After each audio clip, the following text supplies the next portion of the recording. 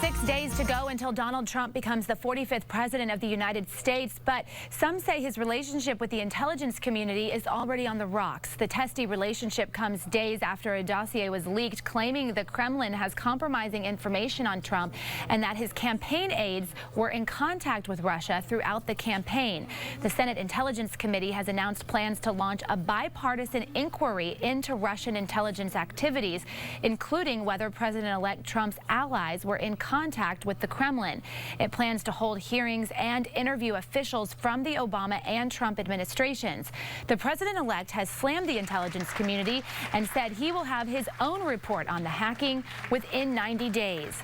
With Trump set to take office in just days, how does this rocky relationship impact national security? That's our topic this half hour, and we want to hear from you on our Fox 26 Facebook page. You can also weigh in on Twitter. Just send me a tweet at Sally Mack, Fox 26. Joining us live in the newsroom, our senior legal analyst, Chris Tritico, and Republican strategist and public policy analyst, Jackie Bally.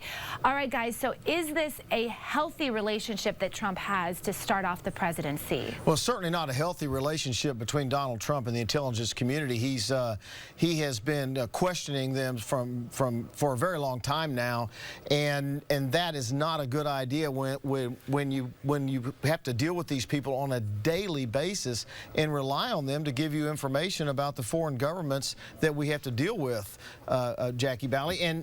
And that rocky relationship makes it very hard, I think, for the president to get information and then rely on that information to deal with these foreign governments. I think what's even more troubling is when the person who's who's in charge of the intelligence agency comes out and says, look, a lot of these leaks are unsubstantiated and we don't know why these leaks are coming out. I'm more concerned that leaks are actually coming out because this is privileged and private information that should not be coming out, and that the head of the intelligence agency is saying it's unfounded and these leaks are false. There's a lot of troubling information all around, and also we as citizens have true questions about the Russian relationship, and the fact that this has now come out. Who are we to believe, and what are we to trust? The fact that it turns out now that Donald Trump's team was in touch with the Russian people that were being kicked out of the country on the day that President Obama issued sanctions is troubling, isn't it? I think the whole fact that people are saying that, well, first of all, we don't really know what type of relationship Donald Trump has with the Russians yet. We really don't, because some of the information that's been leaked, people are saying are false. So Donald Trump has said that he will release information in 90 days. We have to wait for that to happen, because so far the information that's been leaked from the intelligence agency we've been told is incorrect. But we do know that there is a relationship. The extent of that relationship, we don't know what that is. Donald Trump himself has said, don't you want me to have a decent relationship with Russia, because what we've seen the last 8 years has not been decent. And a lot of Republicans are saying, look, the last 8 years or so, you've pretty much ignored when we've been saying, look at Russia. So now all of a sudden, because Donald Trump is trying to have a relationship, now there's an issue. All right, let me go to Sally. She's monitoring our social media. Okay, let's head over to Twitter here and see some of the tweets from our viewers. First, we're going to start with Ben here. He says Donald Trump shouldn't publicly criticize intelligence agencies that will report to him.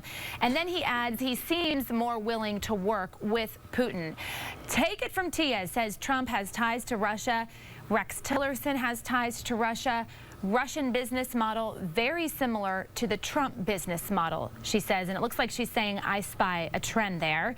And then from Corey, he says Trump's going to be tested by the Philippine president, Rodrigo Duterte. Well, he will be tested by Duarte because he's crazy, and anybody who's acknowledged he's murdered people and thrown them out of helicopters is going to be a testy guy to deal with. And Donald Trump's inability to restrain himself on Twitter is going to be tested by a guy like that, and hopefully he won't be baited by him. But you know, in dealing with this Russian issue is really the greater problem. I mean, you were just talking about it as troubling about these leaks. Anybody who's surprised that there's leaks in Washington is being, and I'm not calling you naive, but it's rather naive, isn't it? Sure. No, I think the most troubling part is that the Democrats are all of a sudden feigning or pretending to be concerned about their Russian ties. For the last 8 years, Republicans have been saying, look at Crimea, look at Syria. What are we doing to deal with all of this? We've pretty much ignored. The reason why Putin is as strong as he is because of our failed foreign policies over the last 8 years. So all of a sudden, the Democrats are saying, well, we don't know what to do with Russia. This has been going on for 8 years, and he's become stronger because we've allowed it. All right, we're going to have to leave it right there. We'll be back next week, and Mustafa promises he'll be healthy. We'll be back next week, wrapping up the hottest stories of the week. All right, we wish him well. Thanks for coming in, guys. We appreciate it.